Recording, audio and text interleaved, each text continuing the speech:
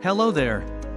This is the third episode of the series, How to Do Political Analysis in Your Projects, Programs, and Initiatives. Before I get started, let me say, liking, subscribing, and sharing is a free way to support my work. So far, I have talked, in the most simplistic terms, what is politics, and I have also stated that politics begins to occur as soon as two people work together for profits. The link to this episode on politics is in the description below. Let's talk about the players now. As always, I will again keep it to the basics and necessities. Therefore, first the basics. In project management terms, instead of players, we call them the stakeholders. The player sounds offensive to many, hence we will use stakeholders. Let's clearly see who our stakeholders are.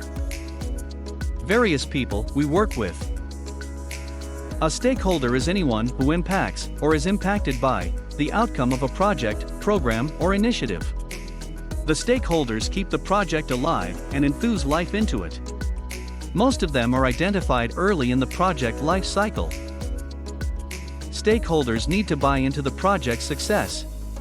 You can use their influence to maximize the opportunities and minimize risks and threats on the progress. As we have already seen, a stakeholder is anyone who affects and is affected by project, program, or initiative. In this context, it means that the stakeholder can be any of the following: customers, users, sponsors, steering committee, and the executive team, owners, experts, professional bodies, your team, anyone who is not a direct user but may be affected by the outcome. And, last but not least, the project manager. Functional experts, senior management, project managers in the organizations, other business units within the organization, industry groups, or professional bodies helps you to identify essential requirements, main expectations, potential solutions, and their influence on the outcome. All of them may also be categorized as stakeholders. There are also those whom we call coworkers. Let's see why they are also the players, I mean the stakeholders, you should consider in your political analysis. Coworkers may or may not be our stakeholders, but we may still work and collaborate with them. Some of them may have the ability to influence the outcome either positively, or they may prove to be detrimental. Few of them may be willing to influence your success when you are in need. It's always a good idea to know who, amongst your coworkers, are your allies. In case you find some adversaries, you will know about them too. How do you find the stakeholders, and how do you identify them? Simple. A project charter may contain most of the primary stakeholders, like sponsors, customers, external and internal groups, and of course, the core team. However, the documents do not give you all of the stakeholders. Simply because the documents cannot, and do not, reflect the dynamism in the organizations. The papers definitely do not tell you about people who really matter. Therefore, you have to scan the organizational landscape for identifying the movers and shakers.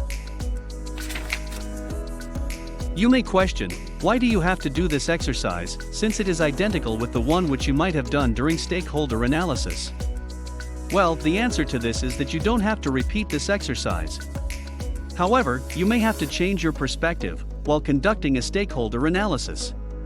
Such a perspective helps you in identifying potential allies and adversaries, the friends and the enemies. You may want to identify those who may not help you, but have a stake in success. Those who can work for the success and those who may work against it.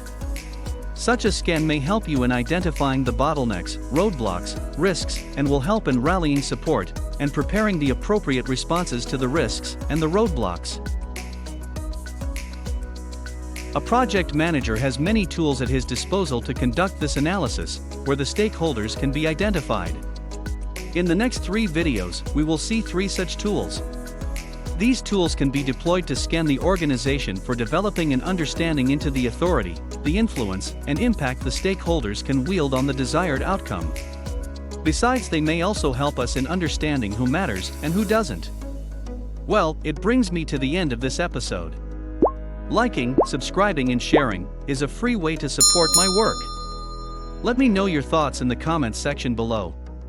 Bye for now, and see you in the 4th episode of this series.